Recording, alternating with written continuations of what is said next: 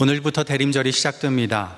대림절은 하나님의 아들 예수님이 인간 아기로 이 땅에 오신 성탄절을 기다리는 4주간의 절기입니다. 이때 교회는 성탄트리를 세우고 또 여러 장식을 하죠. 우리 교회도 절기에 따라서 이렇게 성탄 장식을 하고 있고 밖에도 성탄트리가 세워져 있습니다. 오늘 오후에는 성탄트리 점등식을 하게 됩니다. 성탄의 불을 밝히면서 이 땅에 어두운 이 세상을 밝히러 오신 빛 되신 예수님을 우리가 준비하는 그런 시간을 갖게 됩니다. 또 강단에는 4개의 보라색 초를 두고 있죠. 한 주에 한 초씩 보라색 초를 켜게 됩니다. 이 보라색은 이 땅에 다시 오실 예수님을 기다리는 우리의 마음을 표현하는 것이에요. 그리고 가운데 하얀 초가 있지요. 이 하얀색 초는 성탄절에 예수님을 상징합니다. 빛으로 오신 예수님을 상징해서 성탄절에 이 마지막 하얀색 초를 붙이게 됩니다. 예배 시작 영상에서 우리 주일학교 학생이 그 보라색 첫 번째 초를 밝히게 되었는데요. 마찬가지로 미국에서도 그런 일들을 많이 하죠. 미국의 어느 교회에서 대림절 초를 주일학교 학생이 붙이도록 했습니다. 대림절 첫 주일, 오늘 같은 첫 주일에 주일학교 학생 하나가 나와서 초를 이제 불을 붙이는데요. 어디에다 붙여야 되죠? 보라색 첫 번째 초에다 붙여야 되는데, 아니, 이 아이가 이제 가운데 하얀색 초에다 붙인 거예요. 그러고 나니까 회중석에서 웅성웅성 되는 거죠. 큰일이라고, 어떻게 하냐고 막 웅성웅성 되니까 이 아이도 눈치를 챈 거예요. 웅성거리는 거로.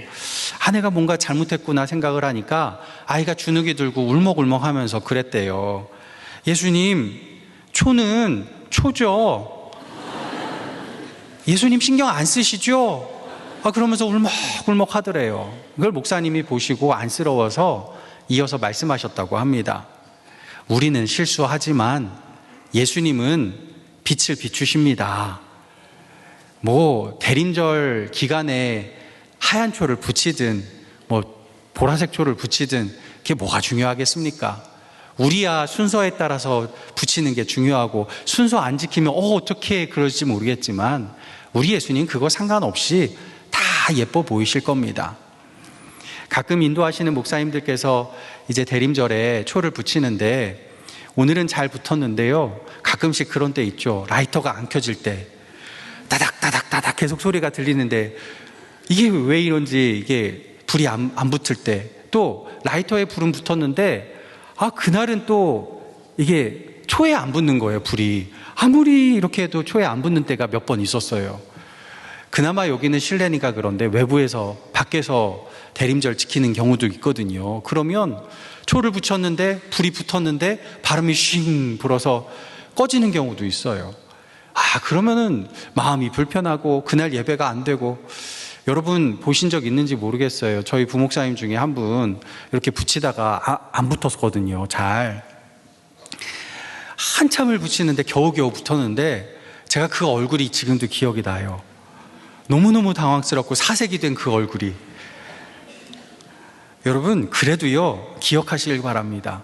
우리는 실수를 해도 예수님은 빛을 비추시는 줄 믿습니다. 이번 대림절이 그런 대림절 될 수 있기를 예수님의 이름으로 간절히 축복합니다. 대림절은요, 라틴어로 아드벤투스라는 말이에요. 이게 번역을 하면 오다라는 말이에요. 오심, 도착이란 말입니다. 이 오심이란 단어가 오늘 본문 4절에 들어가 있죠. 4절에 뭐라고 나오나요? 이제도 계시고 전에도 계셨고 장차 오실이라고 나옵니다. 이 호칭은 성부 하나님을 향한 호칭이에요. 그 하나님이 우리와 함께 하시려고 이 땅에 오셨죠. 그걸 뭐라고 그러죠? 임마누엘. 우리가 처음 찬양팀에서 찬양 불렀을 때 부른 찬양이죠. 임마누엘. 임마누엘이 누구입니까? 성부 하나님께서 이 땅에 임마누엘 하신 성자 예수님을 임마누엘이라 말씀하죠. 그래서 이 명칭, 이제도 계시고 전에도 계셨고 장차 오실 이것은 성부 하나님만 가리키는 게 아니라 성자 예수님도 가리키는 호칭입니다. 예수님은 이제도 우리에게 오시고 전에도 베들레헴 양구유에 오셨고 장차 이 땅에 오실 이인 줄 믿습니다. 그래서 대림절에 우리가 묵상하는 예수님의 오심은 세 가지의 의미를 담고 있어요. 오늘은 이 세 가지 예수님의 오심의 의미를 함께 묵상하며 은혜 나누기를 소망합니다. 첫 번째는 이겁니다. 전에도 오신 예수님입니다. 5절 상반절 말씀 우리 같이 한번 읽어보겠습니다. 또 충성된 증인으로 죽은 자들 가운데서 먼저 나시고 땅의 임금들의 머리가 되신 예수 그리스도로 말미암아 은혜와 평강이 너희에게 있기를 원하노라. 아멘. 사도 요한은 예수님을 세 가지 호칭으로 부르고 있습니다. 첫째, 충성된 증인이라. 둘째, 죽은 자들 가운데서 먼저 나시니라. 세 번째, 땅의 임금들의 머리시라 말씀합니다. 이 친구들은 역사 속에서 실제로 일어난 사건을 가리킵니다. 예수님은 신화 속 인물이 아니라는 거예요. 인간의 시공간 속으로 뚫고 들어오셔서 인간으로서 증언하시고 죽으시고 인간으로서 부활하여 만왕의 왕이 되신 하나님 아들이란 사실입니다. 예수님은 구약 성경에 예언된 하나님 구원의 계획을 완성하신 완성자로 오셨어요. 하나님은 당신의 뜻대로 한 민족을 택하셨죠. 이스라엘 연약한 민족을 택하시고 그들에게 주셨습니다. 말씀도 주시고 성전도 주시고 또 언약도 주시고 예언도 주셨어요. 이 각각은 구약의 많은 말씀들과 언약과 예언들은요, 많은 실타래들 같아서 이 실타래를 보면 아름답다 할 수 있지는 모르지만 이게 어떤 그림을 그릴지는 사실 파악하기 어렵습니다. 그것만 보면 하나님 계획하신 그림을 온전히 알 수가 없어요. 하지만 예수님은 인간으로 오신 그분의 몸을 배틀채로 삼으셔서 구약의 모든 실타래들을 하나 둘씩 다 모아서 십자가에서 직조하셨습니다. 하나님 구원의 걸작품을 완성하셨어요. 예수님 십자가를 바라볼 때 하나님 구원의 그림을 온전하게 보게 됩니다. 이렇게 오신 예수님의 모습이 에스겔서 16장에 아주 잘 묘사되어 있는데요. 시공간 우주를 창조하시고 그 시공간을 초월하시는 하나님의 아들께서 어느 날 길가에 벌어진 아기, 우리, 세상이 갖다 버린 우리, 아무도 불쌍히 여기지 않는 우리를 보시고는 불쌍히 여겨주셨어요. 우리 하나 살리시겠다고 창조의 힘, 초월의 능력 다 내려놓으시고 우리 곁으로 오셔서 말씀하십니다. 그게 에스겔 16장 6절의 말씀이에요. 우리 자막 보면서 같이 읽어보겠습니다. 내가 내 곁으로 지나갈 때에 네가 피투성이가 되어 발짓하는 것을 보고 내게 이르기를 너는 피투성이라도 살아있으라. 다시 이르기를 너는 피투성이라도 살아있으라 하고. 아멘. 주님은 우리를 살리시기 위해서 우리를 지나치시다가 우리에게 오셨어요. 그분이 우리 대신 베들레헴 양구유에 누이셨습니다. 우리 대신 피투성이가 되셨어요. 우리 대신 죽으셨습니다. 그렇게 우리를 살리신 것이 하나님 구원의 그림의 완성이라고 하시며 그 구원 그림을 보시고 기뻐하십니다. 이 하나님의 구원 그림을 충성되이 증언하시기 위해 예수님이 이 땅에 오셨고 그 증언을 그분의 십자가 죽음으로 확언하셨고 그 죽음에서의 부활로 확증하셨습니다. 이것이 대림절 예수님 오심의 첫 번째 의미입니다. 2000년 전 예수님이 이 땅에 오셔서 나를 구원하신 것이 온 역사를 통해서 하나님이 그려내신 하나님의 걸작품의 완성이라고 말씀하시는 것. 세상에서 버려진 나를 구원하신 것이 하나님의 걸작품이라고 말씀하시는 것. 얼마나 감사합니까? 이번 대림절 이 의미를 묵상하며 예수님 오심을 감사하는 저와 여러분 될 수 있기를 예수님의 이름으로 간절히 축복합니다. 두 번째 대림절의 의미, 이제도 오시는 예수님입니다. 5절 하반절 말씀 우리 같이 읽어보겠습니다. 우리를 사랑하사 그의 피로 우리 죄에서 우리를 해방하시고, 아멘. 우리를 해방하시고 라고 하죠. 이 해방하시고는 엄밀하게 번역하면 해방하셨고예요. 과거 시제입니다. 그러니까 우리를 죄에서 해방하신 것은 이미 2000년 전에 완성하신 역사적인 지나간 사실이에요. 이미 끝난 거예요. 그런데 우리를 사랑하사, 이 사랑하사는 현재 시제로 써 있어요. 오늘, 지금, 이제도 계속 우리를 사랑하시고 계신다는 이야기입니다. 그 사랑이 오늘 이제도 우리를 찾아오고 있습니다. 그게 대림절의 두 번째 의미입니다. 요한계시록 3장은 이 모습을 한 가지 그림으로 묘사하고 있어요. 누구에게 보여주는 그림일까요?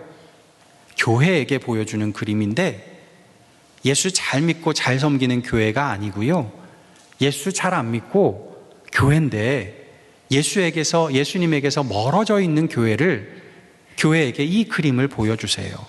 교회라고 불릴 수 없는 교회에게 보여주십니다. 라오디게아 교회에게요. 이 그림은 문 밖에 서서 문을 두드리시는 예수님의 그림입니다. 그분은 문을 박차고 들어오시지 않습니다. 라오디게아 교회의 행실을 봐서는요, 문을 박차고 들어오셔도 뭐라 할 말 없어요. 아예 문을 부수고 들어오셔도 뭐라 할 말 없습니다. 아니, 호통쳐야 마땅한 순간이에요. 교회의 주인이신 예수님은 그러실 수 있고 주인이니 그럴 자격이 있으십니다. 그런데 그분은 똑똑 문을 두드리기만 하세요. 예수님 말씀을 지지리도 안 드는 교회, 나이 먹어서도 여전히 사춘기보다도 못한 교회가 뭐가 좋으시다고, 혹시나 놀랄까, 혹시나 무서워할까, 그래서 혹시나 도망갈까 걱정하시는 건지 호통 한번 안 치시고 문만 똑똑 두드리십니다. 교회 주인이 교회 안으로 못 들어오시고 교회 밖에서 새벽 찬이슬을 맞아가며 노숙하고 계십니다. 우리 보고 대단한 일 하라고 요구하시는 것도 아니에요. 그저 너의 마음문만 열어다오, 너와 함께 있기를 내가 바란다, 예수 동행만 하자꾸나, 이것만 요구하세요. 오늘도 주님은 이 모습으로 우리 마음에 오십니다. 주님이 우리 교회에게 요구하시는 거요, 대단한 거 아니에요. 감당하기 어려운 큰 일도 아닙니다. 뭔가 멋진 사명 감당하라고 하는 것도 아니에요. 그저 우리 마음은 열고 예수님 초대해서 예수님과 먹고 마시는 게 기쁨이 되고 즐거움이 되기를 원하실 뿐이에요. 여러분, 이 요구가 너무 지나친 건가요? 아니잖아요. 오히려 더 요구하셔도 우린 할 말 없는 사람들인데 이거밖에 요구 안 하시니까 너무 황송한 요구인 거죠. 그러니 대림절, 이제도 오셔서 우리 마음 문을 두드리고 우리 교회 문을 두드리시는 예수님을 우리의 맞아들이고 그 예수님과 동행하시는 저와 여러분 되시기를 간절히 소망합니다. 그런데도요, 예수님 모시는 게 망설여질 때가 있어요. 여러분 자신을 보시면 어때요? 오늘 교회 오실 때 목욕제기 하시고 화장도 하시고 오셨죠? 남성분들도 요새 화장 많이 하시던데 뭐 화장을 하셨든 안 하셨든 많이 여러분 예쁘게 또 멋지게 오셨죠? 아닌가요? 제가 보기엔 여러분 모두 다 정말 예쁘시고 또 아름다우시고 멋지십니다. 하지만요, 겉은 멋지지 모르겠는데, 겉은 예쁠지 모르겠는데 속은 어떤가요? 아니죠. 우리 마음 우리가 너무 잘 알아요. 너무 더러워요. 너무 추해요. 이런 마음 예수님께 들킬까 너무너무 겁나고, 이런 마음에 예수님 모시고 싶어도 모시려고 생각하면 너무너무 걱정이 되는 거죠. 그런데 우리가 마음 문 열 때 예수님이 해주시는 게 있다고 말씀하세요. 그게 6절 말씀입니다. 우리 6절 같이 읽겠습니다. 그의 아버지 하나님을 위하여 우리를 나라와 제사장으로 삼으신 그에게 영광과 능력이 세세토록 있기를 원하노라. 아멘. 우리가 예수 동행하면 예수님이 우리에게 해주시는 게 있대요. 우리를 단지 죄에서만 해방시켜 주실 뿐만 아니라 우리를 나라와 제사장으로 삼아주시겠다 합니다.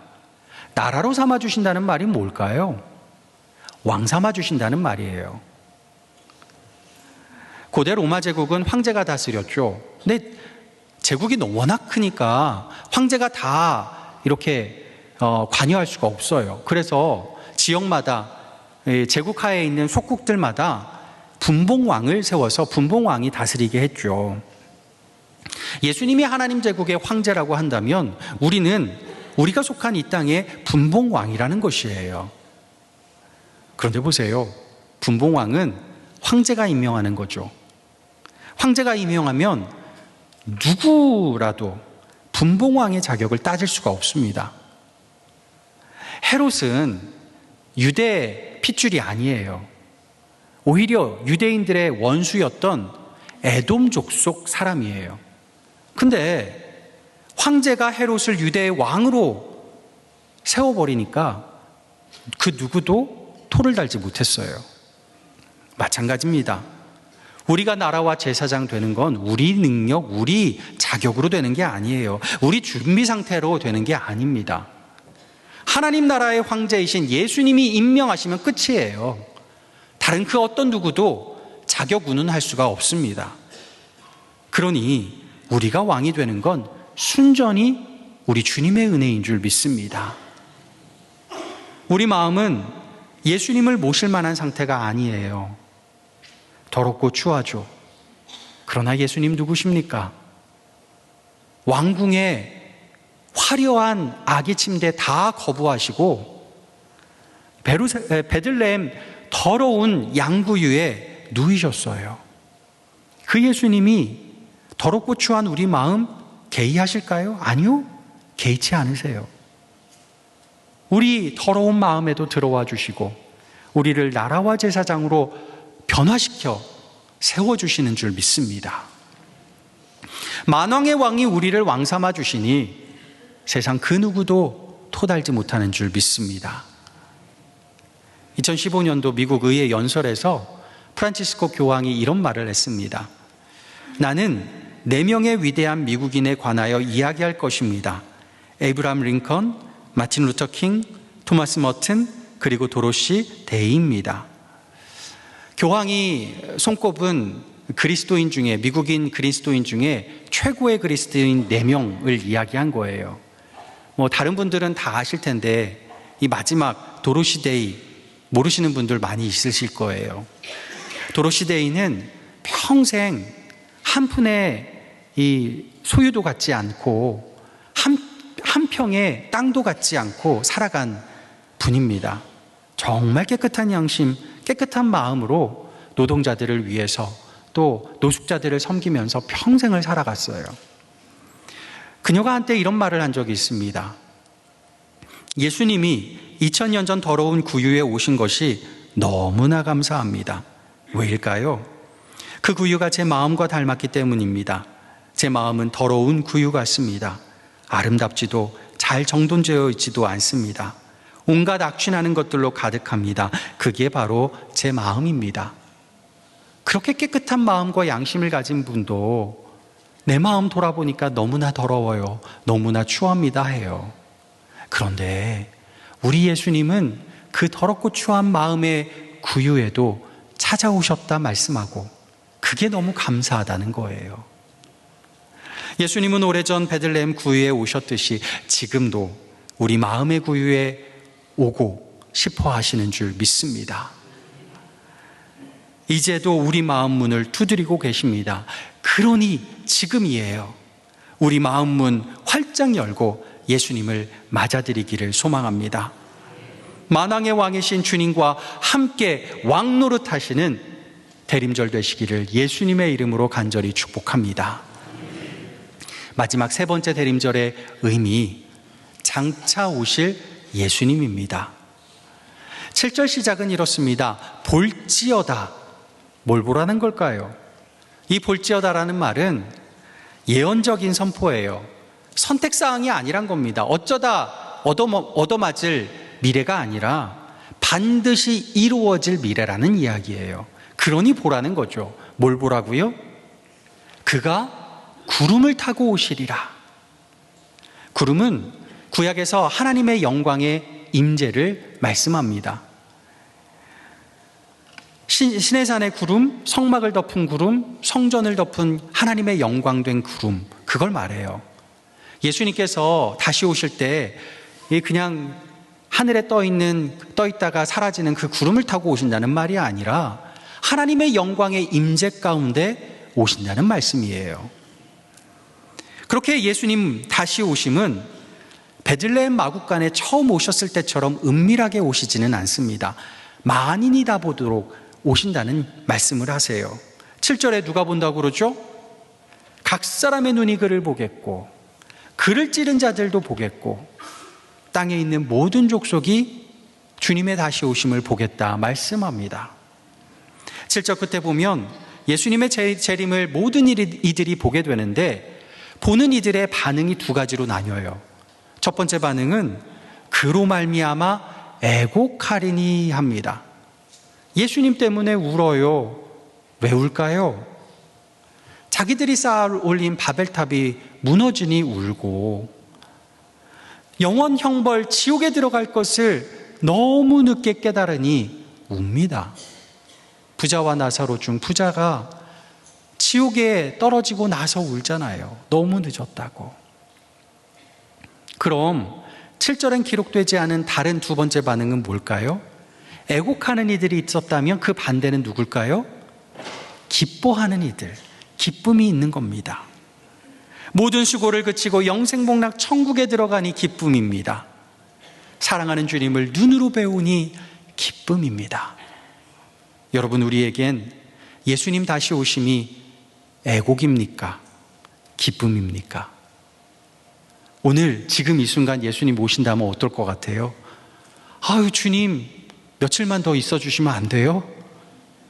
저 처분해야 될 제 땅도 있고 제 재산도 너무 많은데, 아니 이번에 주식 샀는데 계속 떨어지다가 이제 올라갈 것 같은데 며칠만 더 기다려 주시면 안 돼요? 그러면 안 돼요. 여러분, 우리 주님 다시 오심이 애곡이 아니라 기쁨이기를 소망하고 기쁨이어야 할 줄 믿습니다. 기쁨이 될 주님, 어떤 주님이라고 말씀합니까? 8절에 이렇게 말씀해요. 주 하나님이 이르시되 나는 알파와 오메가라, 이제도 있었고 전에도 있었고 장차 올 자요 전능한 자라 하시더라. 4절에 하나님은 자신을 이제도 계시고 전에도 계셨고 장차 오실 이라고 소개하셨는데요, 8절에 가면 거기에 하나가 더 붙어요. 뭐가 붙죠? 전능한 자라 합니다. 왜 붙었을까요? 역사의 알파와 오메가, 처음과 끝이신 주님은 전능한 자이기에 그분에게서는 시작하신 것을 끝내실 능력이 있고 약속하신 것을 이루실 능력이 있다는 말입니다. 예수 동행하는 우리에게 최후 승리, 영생의 복락, 영육의 부활을 이루어 주시는 전능하신 분이 우리 하나님이라는 사실을 말씀하는 거예요. 천국과 지옥을 노래한 기독교 고전이 있죠. 단테의 신곡. 우리나라 말로 제목을 번역했을 때 신곡이지만 이탈리아어 원래 원본에는 디비나 코메디아라고 써 있습니다. 디비나 코메디아. 신성한 코미디라는 거예요. 코미디라고 하면 웃겨주는 그런 꽁트가 생각이 날 텐데 아니에요. 이 코메디아는 해피엔딩, 행복한 결말을 가진 이야기라는 뜻입니다. 단테에게 예수 믿는 성도의 삶은 천국의 해피엔딩이라는 말이에요. 우리 자막 보면서 한번 따라해 볼까요? 같이 읽어보겠습니다. 예수 믿는 내 인생은 신성한 코메디아입니다. 아멘. 여러분 인생 코미디예요.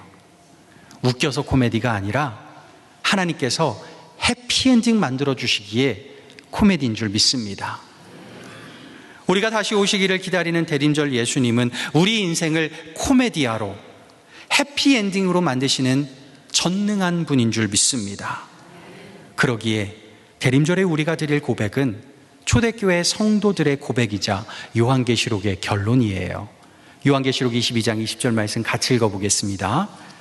이것들을 증언하시니가 이르시되 내가 진실로 속히 오리라 하시거늘 아멘 주 예수여 오시옵소서. 아멘. 우리가 주님께 드려야 될 반응, 아멘 주 예수여 어서 오시옵소서. 오늘부터 시작하는 대림절의 4주간, 첫째, 2000년 전 양구유에 오신 예수님께 감사하고, 둘째, 오늘 우리 마음에 오시는 예수님을 맞아들이고, 셋째, 장차 다시 오실 예수님을 기쁨으로 기다리는 대림절, 그 대림절의 은혜 되기를, 그 은혜를 가득 느끼기를 예수님의 이름으로 간절히 축복합니다. 기도하겠습니다. 아버지 하나님, 예수님 오셨고 오늘도 예수님 오시고 장차 다시 오실 예수님이 우리 인생의 감사와 즐거움과 기쁨 되게 도와 주시옵소서. 예수 그리스도의 이름으로 기도하옵나이다. 아멘.